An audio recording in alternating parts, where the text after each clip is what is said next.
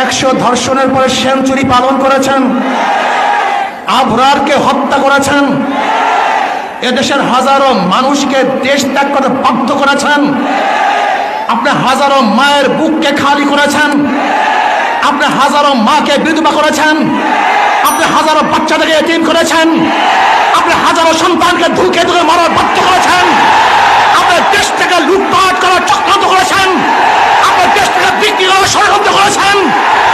যেরকম ফিলিস্তিনি মানুষরা তাদের অধিকার বাঁচার জন্য, অধিকার আদায়ের জন্য জীবন উৎসর্গ করে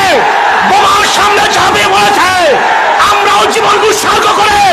আমেরিকার বিরুদ্ধে ঝাঁপিয়ে পড়বো, আন্দোলন করবো, সংগ্রাম করবো, উৎখাত করে ছাড়বো ইনশাআল্লাহ।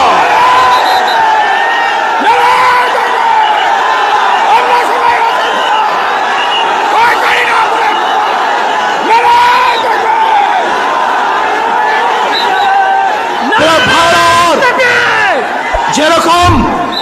ফিলিস্তিনিরা তাদের অধিকার আদায়ের জন্য, তাদের ভূমিকে রক্ষা করার জন্য, তাদের আদর্শ ঐতিহ্যকে রক্ষা করার জন্য